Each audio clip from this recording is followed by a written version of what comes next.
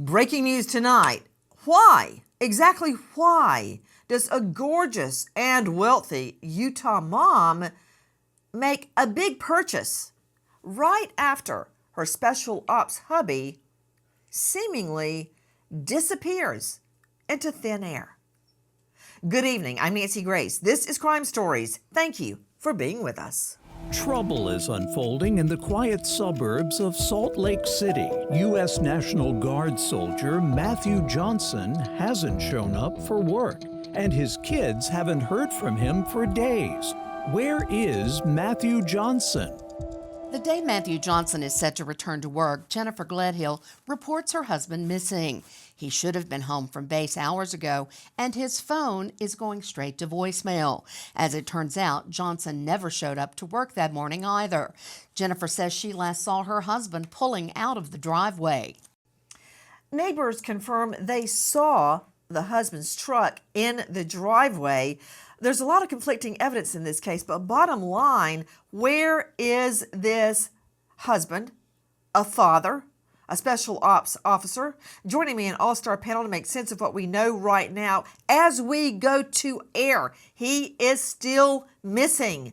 Again, with me an all-star panel. But first, I want to go straight out to Jennifer Tzkowski joining us, investigative reporter. Jennifer, thank you for being with us. This is some ritzy area where he goes missing, correct? Tell me about it. Cottonwood Heights, Utah is located just about 16 miles away from Salt Lake City. They lived in an extremely wealthy neighborhood, $1 million home. It's very uppity. I mean, somewhere that you would never expect something like what is unfolding to happen. There is a massive search for the victim in this case, Matthew Johnson. Of course, when you've got a dad with a huge house note, 3 children, and every picture I see of them, they're all wearing designer clothes, they're driving fancy cars, the whole shebang. Joining me, Raymond Giudice, high-profile lawyer out of the Atlanta jurisdiction. Raymond, very often when a guy goes missing like this, they say, well, I'm going to go get a loaf of bread, and they never come back. They just start a new life. And this guy is a special ops, okay? He knows how to disappear. Maybe he just got sick of her and paying for that huge, have you seen the house? It's huge. And they've got that. He's got the wife, the designer clothes, the fancy cars, the pool, the works.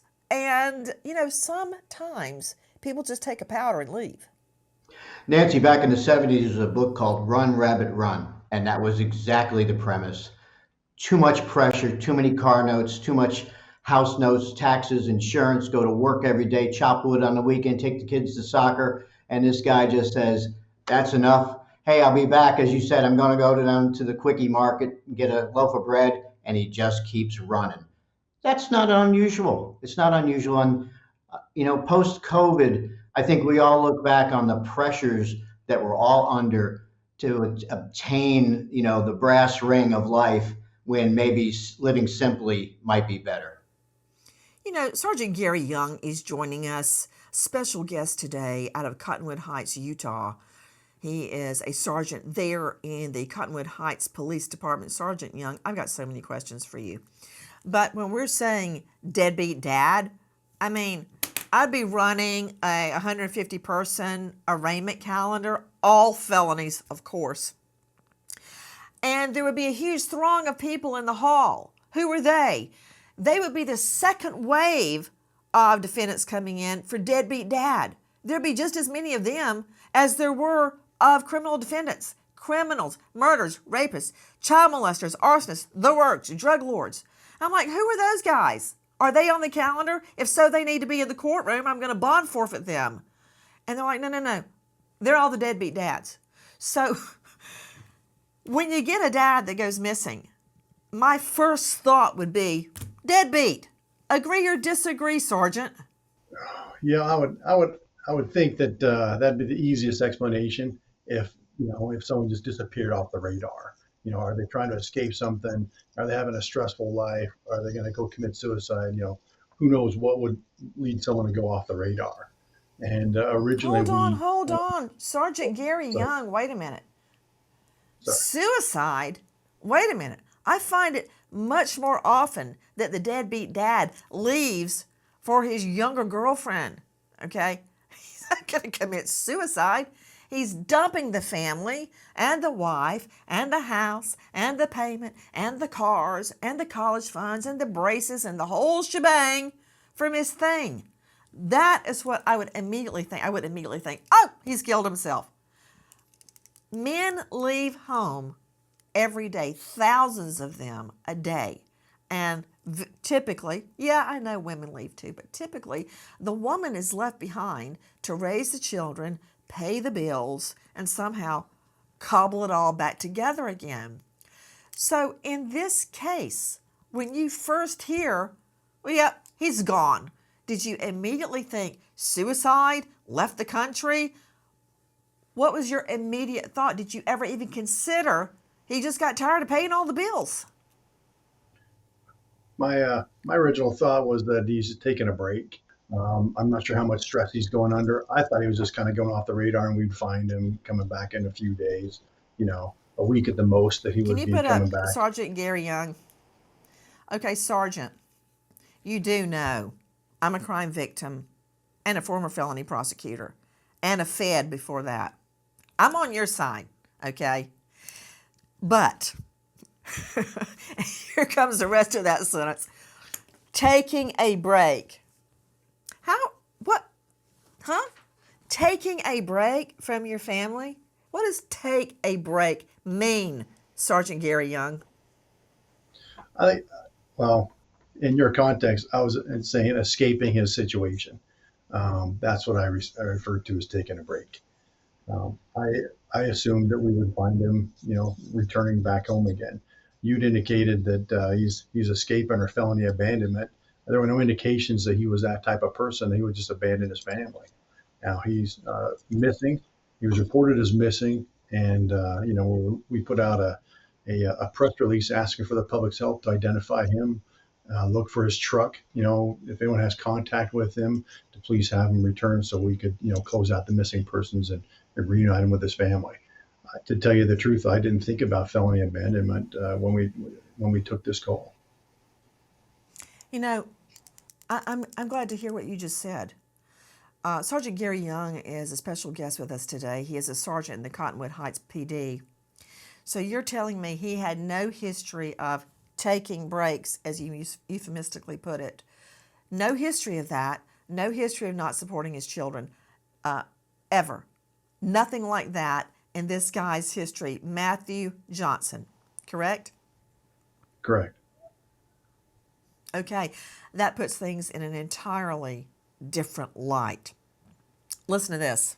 As Cottonwood Heights police continue their exhaustive search for Matthew Johnson, a call goes out for the public's help in finding not only Matthew Johnson, but his truck. Matthew is described as standing 5'9", weighing 178 pounds. He has blue eyes and a shaved head. Johnson drives a maroon Dodge 1500 pickup. Okay, why does he need a 1500, Sergeant Young? Well, we're in a. I have a pickup truck myself. We're in the West, and pickup trucks are a very good utility vehicle. You can go camping with them. You can drive in luxury. They seat 5 to 6 people, and they're pretty decent trucks. And when you think about pickups, the 1500 is the lower end of the pickup class. So I think it's a good family vehicle. It's just what a strapping young man like Matthew Johnson would drive would be a pickup truck. That's my ideal truck. I was just wondering because I thought a Dodge 1500 was heavy duty. He is special ops. What exactly does that mean in this scenario? Why was he special ops? What does that entail for him? He received training, and I guess he was deployed, several times overseas on the war on terror. Sergeant Young, question, what did you put in your plea to the public? I asked our local affiliates in the press if they would broadcast out that we're looking for a missing person for Matthew Johnson. I put out his description, where he was last seen at, the time frame, and then what a recent photo and a picture of his truck, and then ask for the public's assistance if they've seen him or his truck, or maybe he has a friend that is in contact with him that would be able to come forward, and we would like to resolve that missing persons. We'd like to make it a found person case, and so that's the information we put out. The day Matthew Johnson is set to return to work, Jennifer Gledhill reports her husband missing. He should have been home from base hours ago, and his phone is going straight to voicemail. As it turns out, Johnson never showed up to work that morning either. Jennifer says she last saw her husband pulling out of the driveway. When was the last time this loving husband and father had been seen alive? Listen. The last time Matthew Johnson is seen by someone other than Jennifer Gledhill is 3 days before he's reported missing at a neighborhood gas station. Neighbors say they remember seeing Johnson's truck in the driveway. The next day, Johnson's communications, even with his children, stop entirely. We're hearing a lot about the truck. Isn't it true, Sergeant Gary Young, that when you're looking for a missing person, you're also looking for their vehicle? Yes, no? I was saying yes. That's how they get to and from work. That's how they, go about their daily lives and pursuits, is they drive their personal vehicle. And so ideally, he would be still with his vehicle. We just saw the same scenario in the case of two missing moms on their way to take children to a birthday party. There was an all-out search for them until their vehicle was found on a remote country road with a pool of blood nearby and glass from the window. Their bodies later found stuffed into an ice chest and buried in a cow pasture, deeply buried, and then covered with dirt and chunks of cement. What cracked that case? The discovery of the car. In this case, listen. 10 days after Matthew Johnson is reported missing, his truck is finally recovered. It's parked on the street, not even a mile from his $1 million home. The truck is locked with gas in the tank. Inside the truck, nothing appears out of the ordinary. But cops do not find any more of Matthew's belongings. Investigators begin processing the truck for any evidence that would explain what happened to Johnson. Neighbors say they last saw the truck on the day Johnson went missing. Very curious. None of his belongings in his truck. Wouldn't you expect something? I mean, when you look in our minivan, you will probably find items belonging to the twins. You will find dog treats. You will find old cups of tea in there. All sorts of indications that somebody has just driven the truck. So Sergeant Gary Young joining us, Sergeant with the Cottonwood Heights PD, on the case of a missing husband and father. When you find the truck about a mile away from their $1 million home, there's nothing in there that belongs to him? There was nothing in there that would indicate that he'd been sleeping in his car or living in his car. And I have to correct that statement. It was about a block and a half, almost 2 blocks away from his house where the vehicle was located. And that aroused our suspicion. Then I'm very curious, Sergeant Young, if it's that close to the home, why did it take so long to find it? The way it's positioned on the roadway, it's a cul-de-sac or a dead-end street. There's not a lot of traffic volume in there, and it was just parked in front of that, in a residential neighborhood, in a cul-de-sac or a dead end. And so we didn't find that vehicle for several days. Joining me now is Toby Wolfson. He's a forensic biologist. He's a bloodstain pattern analyst at No Slow Forensic Consultation, formerly with Miami-Dade PD. Can I tell you, never a lack of business for a forensics expert at Miami-Dade, okay? You can find him at noslowforensic.com, and he is an author of a book coming out December 13, which is on my must-read list. I don't say that very often, Toby, called Handbook of Bloodstain Pattern Analysis.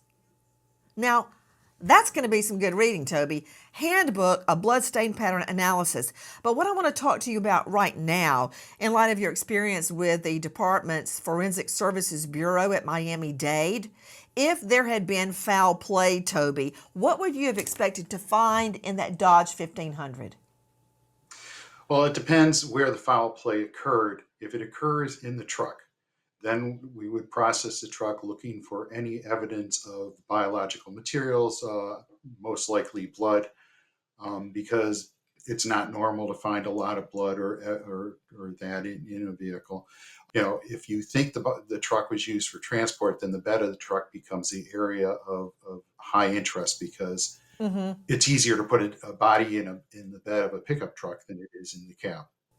That's why it's so critical that forensics check out the bed. I mean, when you're talking about a vehicle, to Raymond Giudice, just the importance of a vehicle cannot be emphasized enough. Just let me throw off one example. Tot Mom, Casey Anthony. The mom, the grandma, opens the door, okay, Cindy Anthony, of her daughter, Tot Mom Casey Anthony's car. And she goes, whoa! And she tells 911, it smells like a dead body. Okay, that smell emanating from the trunk of Tot Mom's car. And you know, Ray, you and I have been to a lot of murder scenes. You never mistake that smell, ever.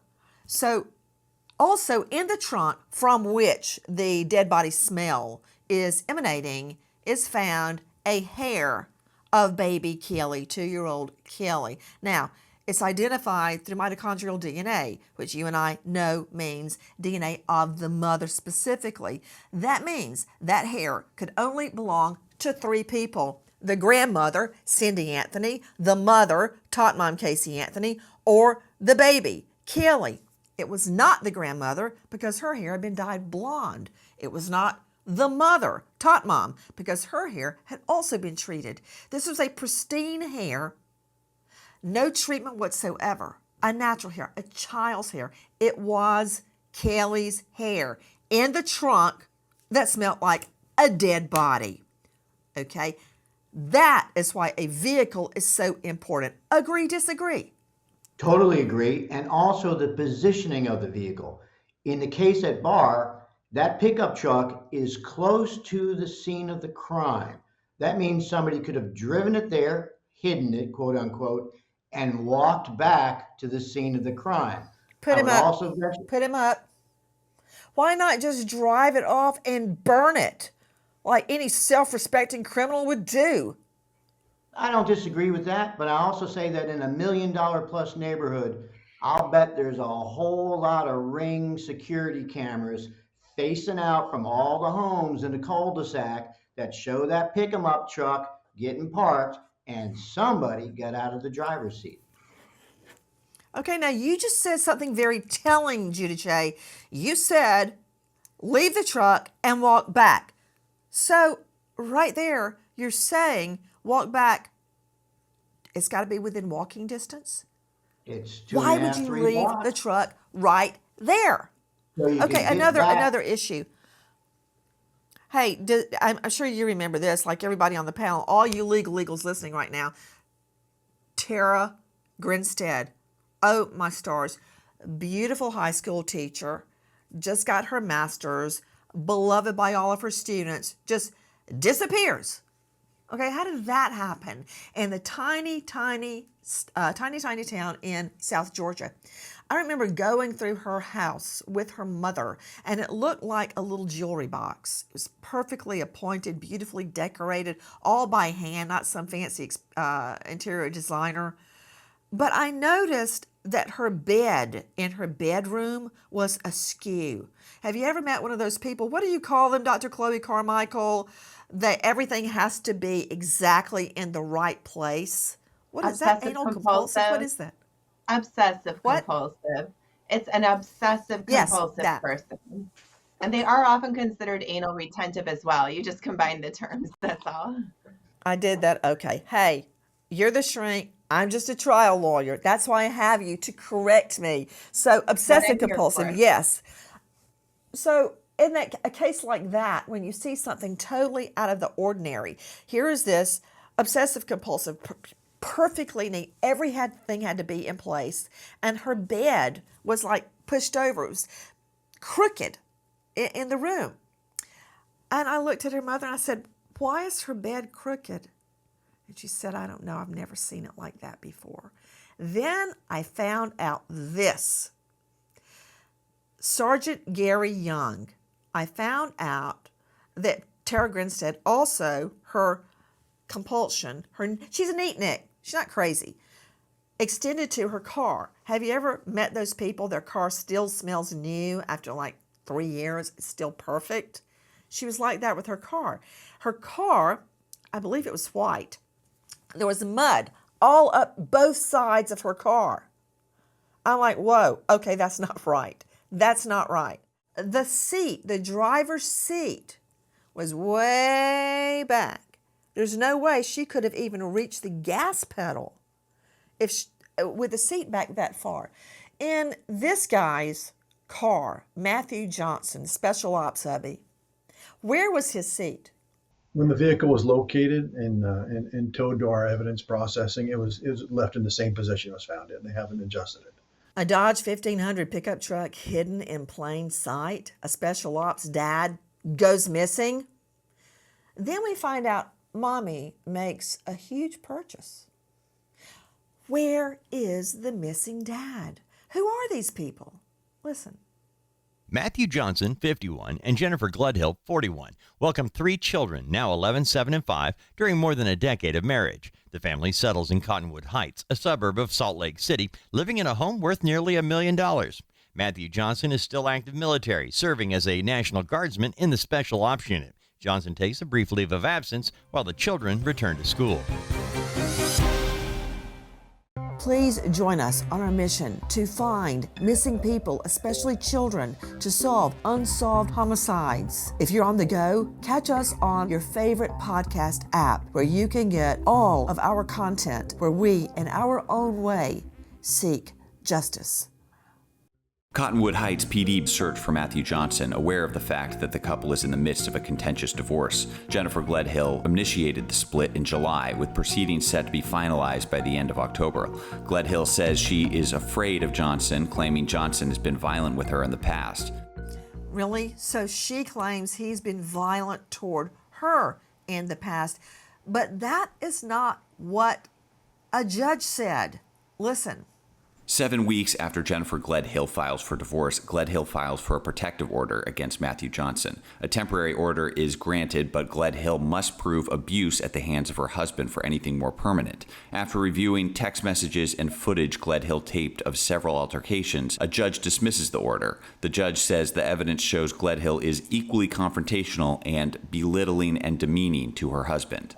Okay, let's go to a lawyer that has handled plenty of similar disputes. Raymond Giudice, what does all of that mean? That is in civil court, not my arena, but I know this.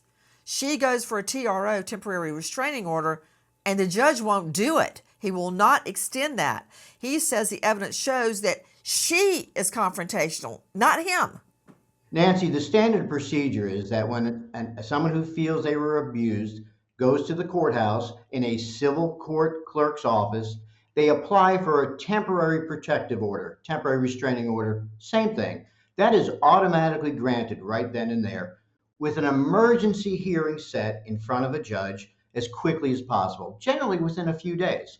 That is the hearing that we're referencing where the judge took evidence from both sides, allegedly, reviewed text messages and some videotape and testimony, and that judge found that there wasn't enough evidence to grant a permanent protective order, restraining order, and he dismissed the temporary restraining protective order against Matthew Johnson.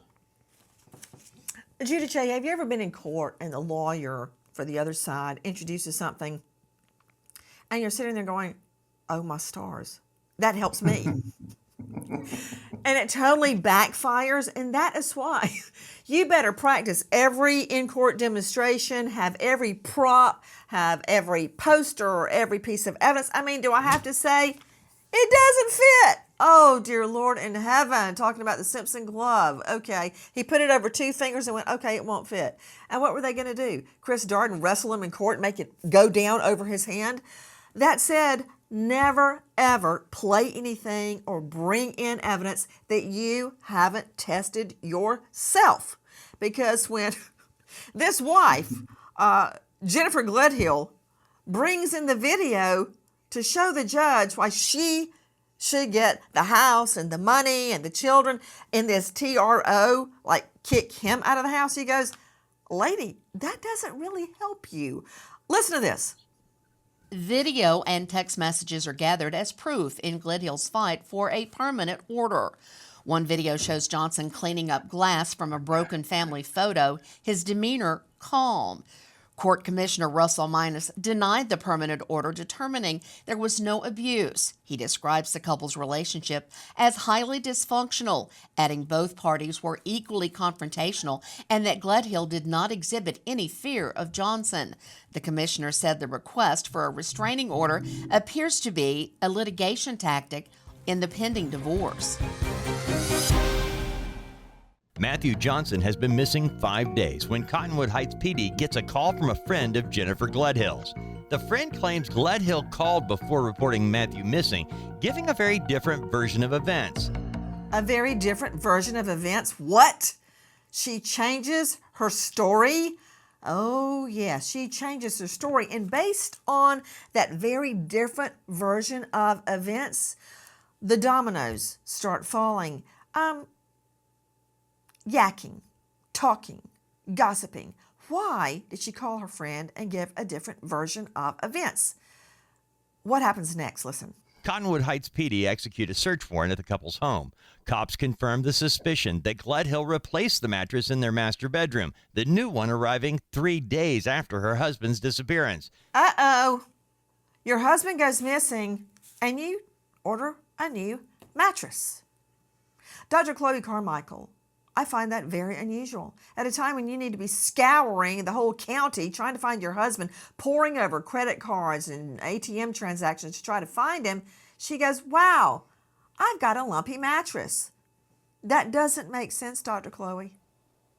No, I would agree, Nancy. And moreover, if they had a pending divorce, then, people are usually thinking more about trying to kind of get rid of things, not, buy new things when there's likely going to be a move happening. Also, it sounds like maybe what psychologists call impression management, when a person, goes out of their way to try to frame the other person as a victim, or rather frame the other person as the aggressor and frame themselves as the victim. So, she's producing these videos and whatnot, but they don't actually show anything incriminating, and there's a lack of any real evidence on her part of, injuries or bruising or anything like that. I also find it unusual that she would not tell the police proactively if there had been some sort of a conflict, if she was calling to make a second report about a conflict, why would she not have just told them everything she knew to say, look, we had a fight, maybe he ran away, please go try to find him.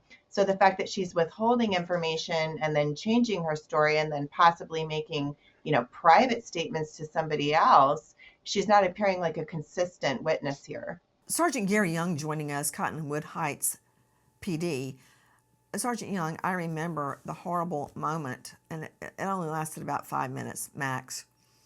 I was in a giant Babies R Us, and I turned around, and I had my daughter was still standing there, but my son was gone. He was only 2.5, 3. I picked her up like a football and started running, screaming bloody murder, to lock the front doors and the back doors because my son was missing. I didn't think about ordering a new mattress in that moment. I didn't gather my things that I had already put in the cart for them and casually stroll up front and start checkout. Dr. Chloe was really calm in her answer, but I find that crazy odd that she, while her husband is missing, orders a new mattress. That doesn't bother you? No, that would bother me because been married for 30 years, and if we make a purchase like a mattress, that's a husband and wife decision, and that may take a couple of days or visits because you're going to be a couple $1,000s in mattress. So that's not a normal everyday or spur of the moment President's Day mattress sale kind of thing. I would think that they would have spoken about it, or it wouldn't take place during a crisis such as your missing husband. When you and your coworkers execute a search warrant, Sergeant Gary Young, what, if anything, did you find in the home? Ideally, we're going to find physical evidence. If we're executing a warrant, we would like to have any evidence of the crime, hopefully blood or other bodily fluids. That would be the ideal situation, and we would be able to find that. Isn't it true that blood was found on the slats beneath the new mattress and a large blood stain on the carpet below the bed? The room looked as if it had been meticulously cleaned, including bleaching the walls and trying to remove the stain out of the carpet. Yes, that is correct. Okay. Toby Wilson is joining me, forensic biologist, bloodstain pattern analyst at a No Slow Forensics Consultation. Help me, Toby. Explain what we're saying. Well, when there's signs of a cleanup, which is the bleach and the cleaners, it should pique curiosity, especially in a bedroom. A bedroom, there's so many things in there that will retain evidence. The mattress is nothing more than a big sponge. So cleaning that is virtually impossible, in my opinion. I've never seen anyone successfully clean a mattress because you may get most of it off the surface, but there's going to be plenty inside. And then if there's enough blood, sufficient blood, that it bleeds through the mattress and ends up down on the slats supporting it and the carpet underneath, again, you're trying to clean away something that's very porous. So the slats usually are wood. They're going to absorb the blood, so it's going to be difficult to get it out of the wood. But the carpet is the bigger factor.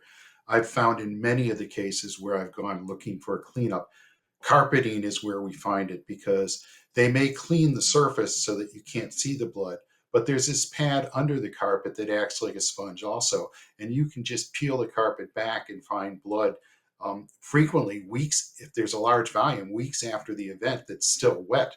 So there's many places in this setting that would be potentially harboring blood cleanup. The other thing is that when people clean up crime scenes, they're not blood experts, and they clean up what they visually see. They miss the small stuff. So when I go in to process a crime scene and look for blood, I'm using whatever methodology, usually visual, to lead me to the areas they've missed. So there's a lot of things here that would have applied, and the replacement of the mattress would be a key piece of interest, because knowing that you're not going to get the blood out of that mattress, if you've got to replace it. It's just, especially with the volumes of blood you're talking about here, if there was enough blood to bleed through and get to the areas under the mattress, that mattress had to be very saturated. Gledhill's friend recounts to police what Gledhill openly admitted the evening before reporting her husband missing. Gledhill shot Johnson in the head while he slept, then buried his body in a shallow grave. Gledhill revealed the approximate location of the grave, telling her friend she's trying to determine next steps. Next steps. Is that what it's called? Okay, so Ray, how does her gossiping to her friend fit into your scenario? Why did she have to call the friend and tell the whole thing, and now she's trying to figure out next steps? Well, that certainly shows after death behavior. But what the defense of battered women syndrome is everything that leads up to the homicide. It's a homicide, but why? Why? Is there enough evidence of abuse sufficient that a judge and jury would say, we understand what she did? Her behavior after that, okay, that's a different argument. I don't think it's helpful, don't get me wrong. You would rather not have, as a defense lawyer, that kind of a text message and that friend who's going to testify for the state, obviously, come into evidence. But you've got to come up with a defense unless you argue it was a third party, a burglar, somebody else, or a lover. And I don't see anything right now that would support that as your primary defense. Okay, so bottom line, you got to go somewhere. What are you going to do? You've managed to get your husband's blood all over the slats under the bed. You're basically busted unless you want to blame it on the 5-year-old for trying to do a cleanup of the carpet. You heard what Toby Wilson said. When they go under that carpet, the Lord only knows what they're going to find under there.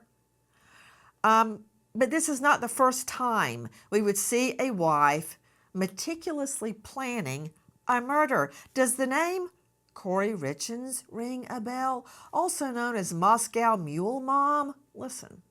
Police find Eric Richins dead on his bedroom floor. According to court documents, Richins and his wife Corey were celebrating a business accomplishment the night he died. Police say Corey claimed she made him, Eric, a Moscow Mule, which he drank in the bedroom. They say Corey told authorities that she left to help one of their children and returned to the bed several hours later. It was then, they say, that she noticed Eric was cold to the touch and called 911. And then there's Emily Yu, the so-called Drano wife. Listen. Radiologist Jack Chen says he noticed a chemical taste in his drinks, so he set up a hidden camera in their kitchen, capturing video evidence of his wife, Yu, allegedly taking Drano from under the sink and pouring it into his lemonade on 3 separate instances. A doctor diagnoses Chen with 2 stomach ulcers, gastritis, and esophagus inflammation. Hidden video is enough for cops, and the 45-year-old dermatologist is placed under arrest for trying to poison her husband. And what's so interesting about that case is this woman, who as I recall was a doctor herself, is caught on video. The husband gets suspicious when his stomach becomes inflamed, and he posts video cams all around the kitchen in the home. You see her on video going over to the kitchen cabinet and reaching in. He wisely set up a camera inside the kitchen cabinet, and you see her hand reach in and get the Drano and pull it out. And then she doctors his morning drink. Okay, Dr. Chloe Carmichael joining us, clinical psychologist. Explain what's happening in these scenarios. Yeah, well, especially with our current situation, I look at what psychologists call grandiosity. So you had asked how it could be that she could think that she could just literally clean this up, out of the carpet. And if it is true that indeed she took it into her own hands to just murder her husband, right there we have an element of grandiosity. And once you've done an act like that, or even are preparing to do an act like that, more than likely, unless you're a total psychopath, you would have what psychologists call hot cognition. So, your mind is kind of supercharged, and maybe you're not even thinking super clearly. And so that might be why, she could do something like that without really thinking it through. But again, I'm looking at the grandiosity possibility, the idea that she would think that she could just, make these videos and paint him a certain way and paint herself a certain way, and then maybe potentially go murder him and confide in a friend and think it would never come back upon her. There's a real egoism there if all of that is true.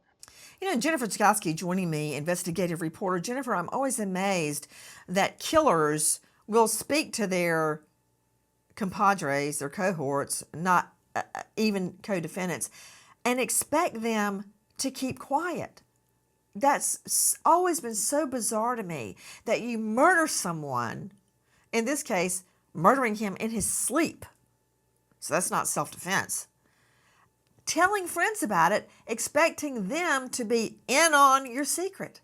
Yes, Nancy, it's definitely a case of, that would be a great example of grandiosity, that she could do something like murder and then confide in a friend. And as you said, expect that the friend would just obey her instructions, to keep this, murder confession quiet, essentially. That would definitely speak to a grandiosity or kind of a fuzzy connection with reality and social norms and what she could expect from people.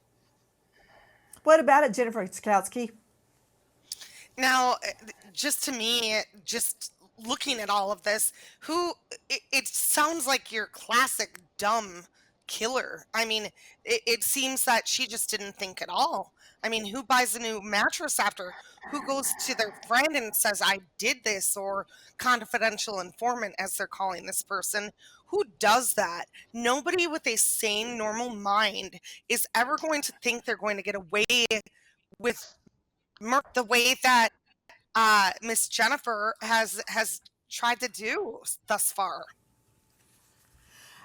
And of course, I want you to take a look at the classic Black Widow. Dahlia DiPolito offers a hitman $7,000 to kill her husband. She sets up an alibi for herself in the early morning hours where she says she's going to the gym. The hitman would go in the home and kill her husband. Unbeknownst to her, of course, she has done a deal with an undercover surveillance officer. This is her when LA law enforcement come to tell her her husband is dead. Little does she know this is all part of a sting. So watch Dahlia DiPolito. Watch out, Meryl Streep. She's coming for you. Is your husband Michael? Okay, I'm sorry to tell you, ma'am. He's been killed. He's been killed, ma'am. I'm sorry. No, he's not. Listen. No. Try to calm down. Listen, right now we need to get you to the station. No. We need to get you to our police station. I can't let you stay, man. We have to do our job. If you want us to find this killer, okay, we need you to calm down. I'm going to need you to go with these detectives, okay? Sergeant Gary Young joining us from Cottonwood PD. Where is the search? Where did she allegedly state she buried her husband? We are still looking for the deceased, and we weren't given a specific location. We have put out about 25 warrants now for cell phones, computer history, those kind of information. We're still following up on all our leads, trying to get the best known location. I mean, it'd be a needle in a haystack to just randomly go drive around and look for a place. But we're still trying to narrow that down. And several leads we've looked into that haven't been very fruitful. And so we're still exploiting that electronic information, trying to gain a better location on where we should, focus our search. And where is Jennifer Gledhill now? Listen. Jennifer Gledhill is arrested outside her home 9 days into the search for Matthew Johnson on suspicion of murder and tampering with evidence. The couple's 3 children have been placed in the care of a relative as Gledhill has been denied bail. Gledhill will remain in the Salt Lake County Jail due to fears she will further tamper with evidence or flee, based on the comments she made to her friend. If you know or think you know anything regarding the disappearance of this husband and father, Special Ops Hubby Matthew Johnson, please dial 801-840-4000. Repeat, 801-840-4000. We stop now and remember an American hero, Deputy Sheriff Oscar Giovanni Bolanos Anavisca, Jr., Cumberland County Sheriff's, North Carolina, just 23 years old, killed in the line of duty, survived by grieving fiancé, parents Sandra and Oscar, and a man's best friend, dogs Bambino and Thor. American hero. End of watch. Deputy Sheriff Oscar Giovanni Bolanos Anavisca, Jr. Nancy Grace signing off. I'll see you tomorrow night, 6 and 9 o'clock sharp Eastern, and until then, good night, friend.